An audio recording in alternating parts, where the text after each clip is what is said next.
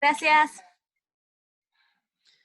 Listo. Bien, entonces continuamos con la clase. Estábamos hablando acerca de que existen, ¿no es cierto?, grados del conocimiento para Spinoza, ¿no? El primero, el más básico, digamos así, es el conocimiento sensible, que de alguna manera ese es el primer contacto que tenemos con el mundo y cómo vemos al mundo, ¿no? Cómo experimentamos la realidad física, la realidad material, pero que en alguna manera es incompleto, es un conocimiento incompleto, ¿no? Porque solo únicamente es como si viéramos el caparazón de algo, ¿no? Es decir, la estructura más superficial de algo, pero no vamos hacia el interior de eso, ¿no? Y que esto ya lo hace, por supuesto, el conocimiento racional discursivo propio de las ciencias, ciencias matemáticas y ciencia física, que es la que más las dos que más desarrollo han tenido. Ya veremos cuando analicemos a Kant, que justamente él en la crítica a la razón pura pone énfasis en estos dos conocimientos, ¿no? En estas dos ciencias, la matemática y la física. De igual manera, Spinoza también está pensando en eso, el desarrollo de la matemática, ya desde los griegos, la geometría, incluso cuando escribe eh, esta ética demostrada según el orden geométrico, está tomando los parámetros de Euclides para poder escribir, ¿no? Los modos de demostración de Euclides, de la geometría plana, ¿no? De la geometría espacial euclidiana, está muy presente en la manera de construir esta ética demostrada según el orden geométrico. Bien, entonces este conocimiento racional discursivo es el conocimiento obviamente de la ciencia, porque ya accede hacia las cosas esenciales, hacia las esencias de las cosas, ¿no? Pero de las cosas que en algún sentido nosotros las conocemos en un orden menor jerárquicamente, ¿no? Porque, claro, el conocimiento racional o intuitivo, ¿no? Que tiene que ver con una cuestión más espiritual que material, y bueno, y esas son un poco las contradicciones que encontramos en la obra de Spinoza, ¿no? Porque, por ejemplo, el punto de vista panteísta, esta posición en la que pone a Dios como la naturaleza, es decir, como el ente material, ya nos presuponen más bien una versión materialista, ¿no? Ya no tan idealista o espiritualista, ¿no? Sino más bien, claro, esta idea nos transporta a la cuestión materialista, pero con este conocimiento racional e intuitivo, nuevamente Spinoza va hacia la cuestión espiritual, ¿no? Y claro, esto tiene que ver con la filosofía, con la teología, que se insertan en el mundo de lo objetivo, de lo verdadero, de lo eterno, de lo inmutable, es decir, de Dios, ¿no? Porque ese es el grado más perfecto de conocimiento según Spinoza. Pero al mismo tiempo caemos en otro juego con Spinoza, ¿no? Porque conocer a Dios es conocer a la naturaleza, es conocer al universo. Claro, lo único que tiene que hacer el ser humano es adecuar todas esas leyes que rigen al universo con relación a que esas leyes rigen el comportamiento de Dios, ¿no? Vean lo fascinante que es justamente este tipo de filosofía, ¿no? Que si bien, claro, a veces ha sido muy descuidada, incluso en algunos manuales ni siquiera se le considera a Spinoza, ¿no? Se le saca de lado, se le toma menor importancia, se habla cuatro cosas, sí, era panteísta, pero no hay esa profundidad del pensamiento de Spinoza que en alguna medida tratamos de recuperar acá, ¿no? Cómo Spinoza está dialogando desde otras posturas, aunque es racionalista y que sigue en alguna medida Descartes, pero sin embargo la filosofía de Spinoza se hace más, eh, ¿cómo podríamos decir? Más nutritiva en el sentido de esta reflexión, ¿no? Que si bien es el ser humano el que busca, el que indaga, el que reflexiona, el que conoce, el que accede a la verdad. No es el ser humano como tal, sino es Dios mismo quien se está conociendo, ¿no? Miren, increíble, una cosa que realmente nos deja a pensar mucho. Bien, comentarios sobre esta partecita que estamos revisando de estos tres tipos o grados de conocimiento que reconoce Spinoza. Nuevamente insistiendo, Spinoza no es tan tajante como Descartes en decir, no, los sentidos no valen nada, sino que le da cierta importancia a los sentidos como conocimiento mínimo, ¿no? El primer tipo de conocimiento que se puede tener de las cosas. Bien, ¿alguna pregunta, alguna inquietud, algún comentario que tengan ustedes?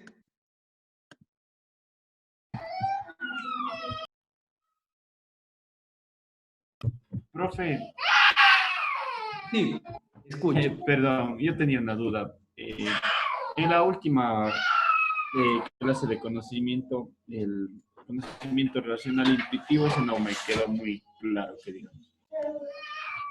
Ya. El conocimiento racional intuitivo no es un conocimiento que yo accedo o bien por medio de los sentidos, ¿no? De los meros sentidos, vista, tacto, olfato, oído, gusto, o por medio de la mera razón, es decir, de la especulación, ¿no? De las fórmulas, de las cuestiones experimentales, etcétera, sino es intuitivo. Justamente esa palabra ustedes tienen que entenderla más profundamente en lo que está tratando de alguna manera exponer Spinoza, ¿no? Porque la intuición no es mera sensibilidad o mera racionalidad, sino es algo que va más allá. No, claro que en el lenguaje ordinario, más bien la cuestión de la intuición es así yo tuve una intuición, como una revelación cuasi, ¿cómo sería decir? Paranormal incluso, ¿no? Claro, intuición que los espíritus o los fantasmas me han dado. No, no, no, no. Eso tampoco tenemos que entender como intuición, sino más bien como ese, esa potencia espiritual con la cual yo puedo hacerme del universo, ¿sí? Hacerme del universo y que el universo se haga de mí. Y por eso es que justamente citado un poco, bueno, parafraseado lo que Spinoza nos dice, ¿no? En la ética demostrada según el orden geométrico, en la cual nos dice que cuando el hombre está haciendo filosofía, no es el hombre el que hace filosofía, sino es Dios mismo quien se está pensando, ¿no? Y ese es uno de los grandes placeres, esa es una de las grandes felicidades que tiene Dios, el momento en el que se conoce a sí mismo, ¿no? Y eso es intuición, no es racionalidad absoluta o empirismo absoluto, ¿no? Es intuición, un poco, incluso podríamos decir ahí, Spinoza se está saliendo del racionalismo y está apuntando hacia otras cuestiones más metafísicas, ¿no? Bien. Muchas ¿Alguna gracias, profe. otra pregunta o algún otro comentario que quieran hacer con relación a estos grados del conocimiento que Spinoza propone, ¿no? Que va desde un Profe, mínimo hasta un máximo. Sí. en el racional discursivo, ¿dónde están las esencias? Eso no lo pude escuchar bien, no lo entendí bien sobre el racional discursivo. Ya, el racional discursivo es el que maneja la ciencia, ¿no? Es, por ejemplo, toda la cuestión de formulación de hipótesis, de formulación de experimentos, ¿no? Por eso es discursivo, justamente ahí, por ejemplo, entre discursivo e intuitivo debe haber una separación, ¿no? Porque ambos conocimientos, si bien apunta Spinoza, son racionales, ¿no? No se salen de la razón, pero el uno es discursivo, ¿por qué? Porque está presente en toda la cuestión de los tratados, de los manuales, de las álgebras, de los libros de texto sobre física, etcétera, ¿no? Sobre matemáticas. Entonces, en ese sentido es discursivo porque se presenta de una manera argumentativa, ¿sí? Pero lo intuitivo no, porque lo intuitivo tiene que ver con una cuestión, como bien ya antes lo dije, una cuestión espiritual, una cuestión que está más bien en las afecciones mismo, ¿no? Otro término muy, muy fuerte de Spinoza en el momento en el que nos habla de afección, ¿no? Que esto tiene que ver con la cuestión de cómo, de alguna manera, me transforma, me saca de mí las afecciones, ¿no? Claro, luego Spinoza hablará sobre la cuestión del deseo, ¿no? La cuestión de cómo el deseo lleva al amor, etcétera, ¿no? Y a la felicidad. Bien, pero eso, por ejemplo, no tiene que ver ya con el frío mundo de la razón discursiva, ¿no? Porque la razón discursiva encontramos nosotros, claro, en el álgebra de Baldor, por ejemplo, que ustedes deben haber sufrido en la secundaria con esto, ¿no? Se encuentra justamente una montonalidad de fórmulas, ¿no es cierto? Es que así es el binomio acabado perfecto, ¿no? Es que así es estas cosas, ¿no? Bien, fórmulas. Igual, por ejemplo, si revisamos la física de Aristóteles o ya los tratados de física del mismo Newton, vamos a encontrarnos, claro, una presuposición hipotética con fórmulas, ¿no? Se está expresando discursivamente este tipo de conocimiento. Está yendo hacia lo universal, hacia las esencias, por supuesto, pero desde una manera más discursiva, argumentativa, ¿sí? Pero lo intuitivo, racional, ya tiene que ver con esa parte íntima, interior mía, ¿no? Ya no, incluso es una cuestión emocional, incluso, ¿no? Otra de las cuestiones que está muy fuerte y muy presente en la filosofía de Spinoza es la cuestión emocional, las emociones, ¿no? Es algo que en la obra de Spinoza está dándose las vueltas ahí, la cuestión de las afecciones, de las emociones, que claro, esto ya no puedo yo desde la fría razón calculadora, desde la fría razón discursiva verlo, ¿no? Sino esto ya tiene que ver con una cuestión de la intuición. La intuición vamos a pensarlo como algo íntimo incluso del ser, ¿no? No como una cuestión general, una cuestión universal, incluso una cuestión que solo únicamente la pueden hacer los científicos, ¿no? Porque este conocimiento racional discursivo en alguna medida está más para el mundo de la academia, para el mundo de los círculos intelectuales, ¿no? Pero la razón intuitiva incluso ya demanda una cuestión más de ponerse en contacto con el mundo, ¿no? Es un poquito eso lo que nos está tratando de explicar Spinoza. Bien. ¿Alguna otra pregunta más que tengan?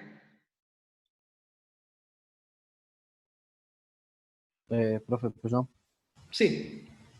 Yo no tengo pregunta con respecto a este tema de aquí, pero sí, no recordé muy bien si le pregunté esto en la anterior clase o no. Era con Ya. respecto al modo inmediato, infinito y eterno de Dios, esa denominación que da Spinoza con respecto al movimiento intrínseco. El modo infinito e inmediato de Dios. Ya. Sí, profe. Recuerden ustedes que si algo es infinito, eso quiere decir que ese algo no es causado por otra cosa, ¿no? Es esa idea un poco de infinitud. Si algo es infinito, ¿no? En este pensamiento de la modernidad, claro, luego nuevamente recobraremos en la contemporaneidad la idea de infinitud para aplicarle al universo. Pero aquí, en el panteísmo spinoziano, la idea de infinitud implica que lo infinito no es causado por otra cosa.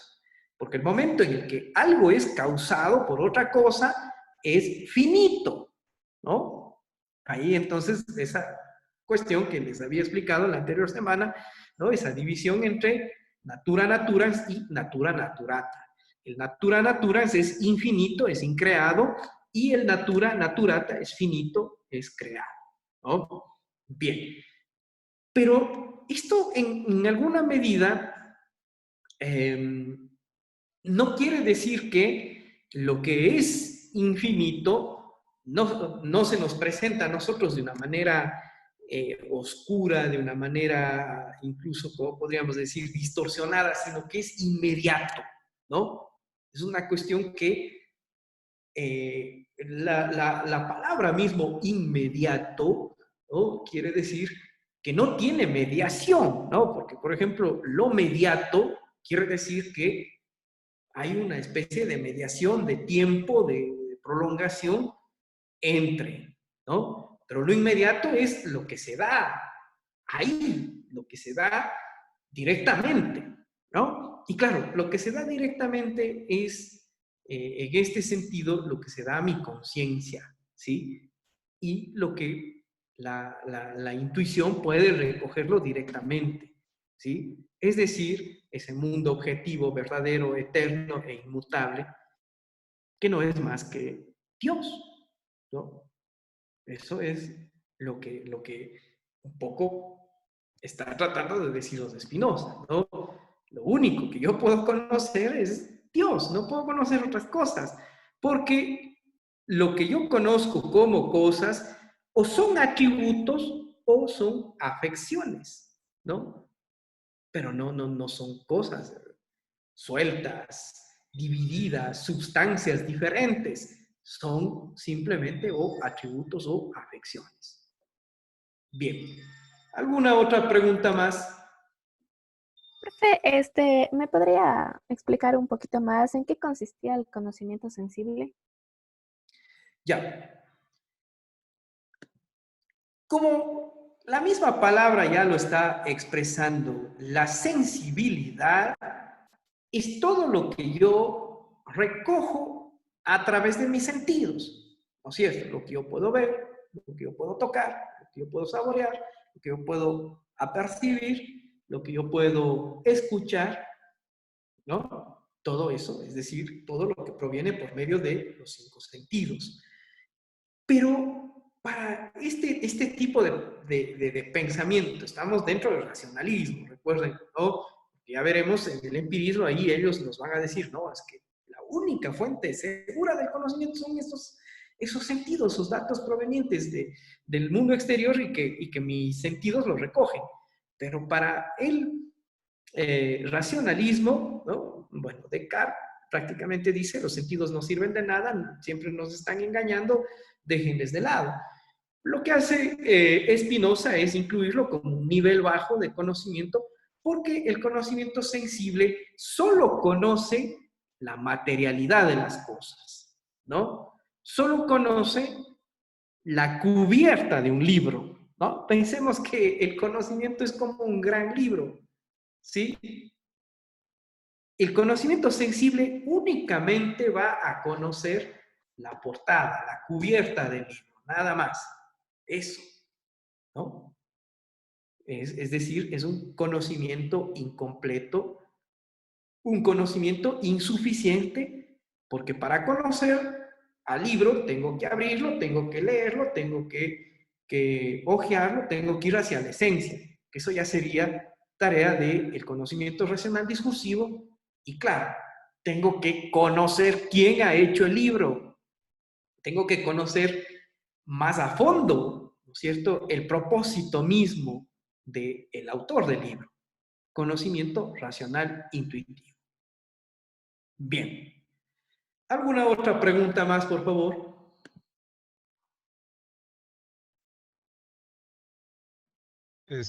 Yo, profe. Sí, escucho. Dice que al hablar de razón, prácticamente estamos Se hablando de cortó, ideas comunes, o sea, de se cortó. la ¿Puedes misma repetir idea. nuevamente, por favor? Así es sobre la razón. Digo Ya. que la razón nos dice que esta parte desde ideas comunes, o sea que la misma idea debe ser percibida por todas de igual manera, o sea, prácticamente hablando de un subjetivismo general.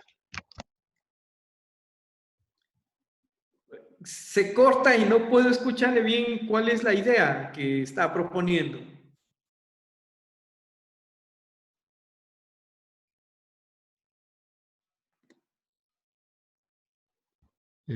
Ya le escribo. Ya, mándame mejor en un textito, sí, porque realmente no puedo escucharle bien lo que me dice, se corta y no puedo entender bien la idea que está proponiendo. Bien, hasta tanto alguien más que quiera preguntar algo, comentar algo sobre la teoría del conocimiento en Spinoza. Yo, profe. Ya, Yo tengo una pregunta, bueno, pero trata un poco más sobre la libertad en Spinoza, ya que ya. me puse a investigar y él Ujú. habla de que la única libertad humana posible es la de reconocer la necesidad, porque con esta visión dice que el hombre quita toda inquietud y evita, perdón, toda inquietud y obtiene la tranquilidad del espíritu. Quizás me pueda aclarar un poco más de esto, porque esto tengo un poco más Esto de un duda. poco tiene que ver con esas raíces incluso estoicas, ¿no? Que Spinoza va a tomar al interior de su filosofía. En primera instancia vamos a hablar sobre el determinismo, ¿sí? El determinismo nos dice que los seres humanos no tenemos libertad de entrada, así, ¿no? Esa es la idea general del determinismo, ¿no? Porque estamos determinados por las leyes de la naturaleza. Y esto es lo que sigue justamente Spinoza cuando empieza a escribir la ética demostrada según el orden geométrico, ¿no? Y toda su filosofía es una fuerte tendencia hacia lo que es esto del determinismo, ¿no? Bien, entonces recuerden ustedes, determinismo es esa postura al interior de la ética, obviamente, ¿no? Porque habrá también, por ejemplo, el determinismo en la ciencia, el determinismo en otros contextos que van a ser diferentes, ¿no? Pero en el contexto de lo que es la ética, el determinismo nos va a dar esa idea de que el hombre no tiene libertad, sino que está fuertemente determinado por las leyes de la naturaleza, ¿no? Entre los últimos deterministas que he leído, bueno, más nuevos, ¿no? Está Stephen Hawking, este físico teórico, ¿no? Que murió hace más o menos unos 2 años. Él tiene una postura fuertemente determinista, nos dice, no existe la libertad del hombre, el hombre está regido por las leyes de la naturaleza, por las leyes del universo, y entonces pensar en que puede tener libre albedrío es algo falso, ¿no? Spinoza piensa algo similar, ¿no? Porque nos dice, el hombre está completamente contrañido por Dios, por la naturaleza, y eso no le permite tener libre albedrío.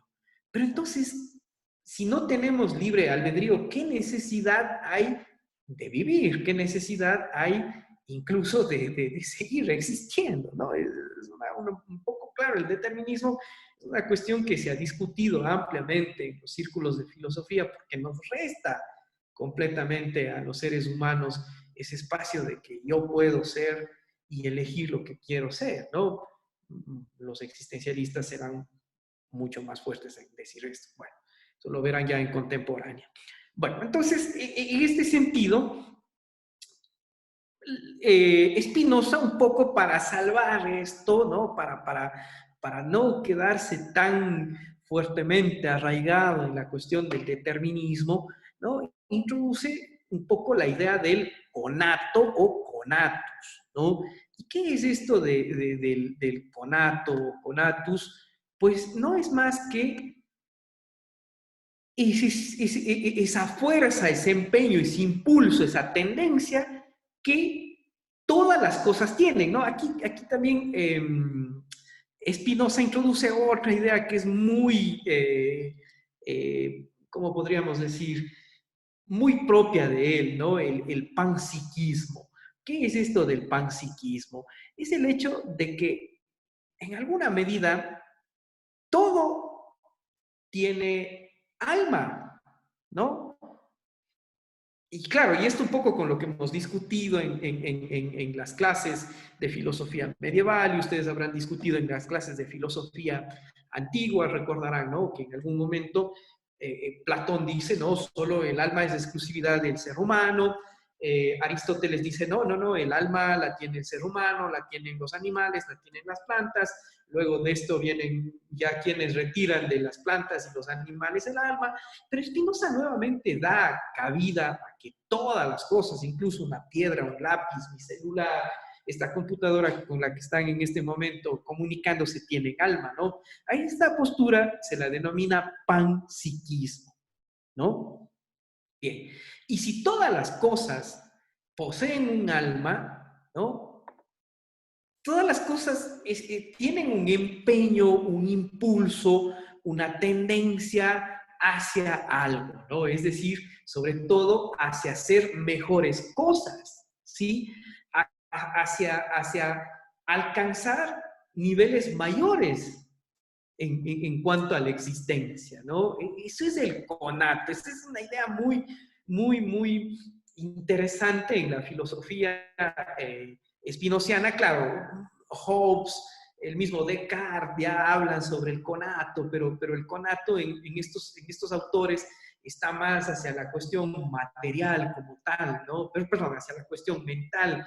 Pero en Spinoza el conato es una cuestión espiritual, ¿no? Si todas las cosas tienen espíritu, si todas las cosas están llenas de alma, entonces eso quiere decir que en alguna medida todas las cosas tienen un empeño a hacer mejores cosas.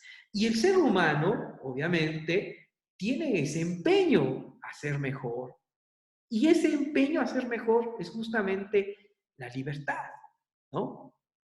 Porque regreso a ese enunciado que ya hace un momento había dicho,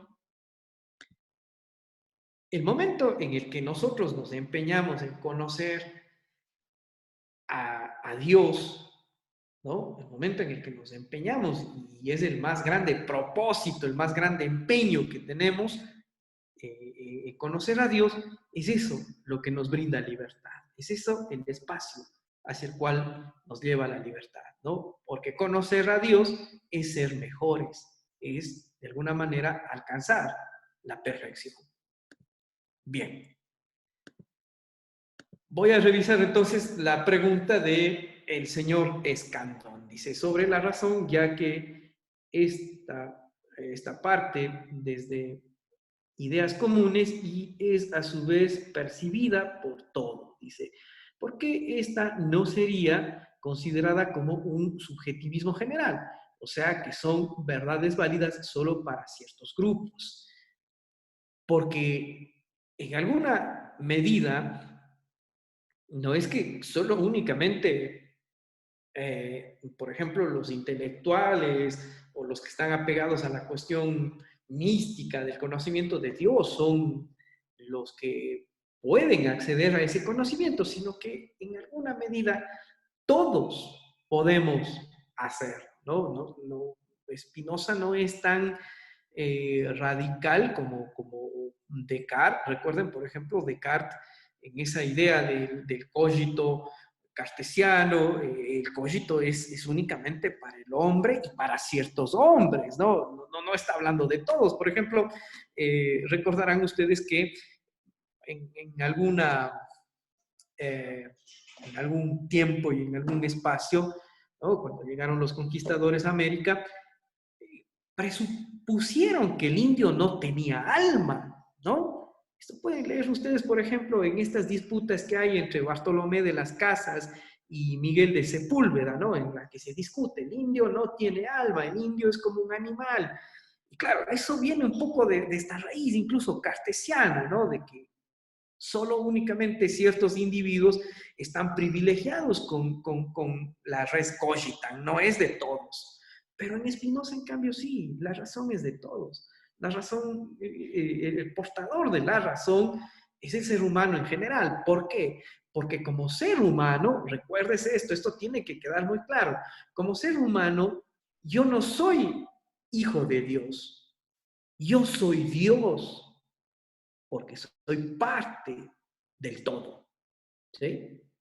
Ojo con eso, es una cuestión, como ya la dije en clases anteriores, muy fuerte en la filosofía espinociana, porque no solo únicamente Spinoza está hablando que claro, nosotros procedemos de Dios, venimos de Dios. No, no, no, no, somos parte de Dios, somos una pequeña parte de la naturaleza y por lo tanto somos parte de Dios, ¿no? Somos Dios en último caso. Bien. Pregunta final para despedirnos. Tenemos 6 minutos y medio.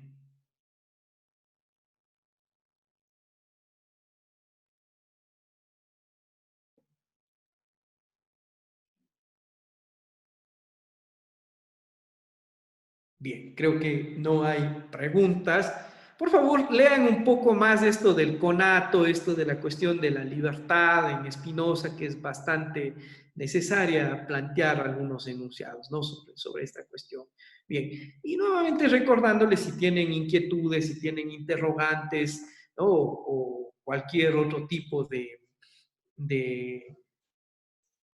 pensamientos que tengan, pues envíenme a mi correo electrónico para poder resolver sus inquietudes o incluso discutir un poco estos temitas, ¿no? Que son bastante agradables en estos tiempos que estamos encerrados. Bueno, muchas gracias y entonces nos veremos ahora el día martes a las 5 de la tarde, ¿no? Cambiamos el horario para que no sea muy pesado y de esa manera, incluso como ahora mismo nos hemos extendido unos 18 minutitos más, podríamos hacerlo sin problemas el día martes, ¿no? Bien, muchas gracias, nos vemos el día martes. Gracias, Gracias, profe. profe. Gracias. Gracias, profe.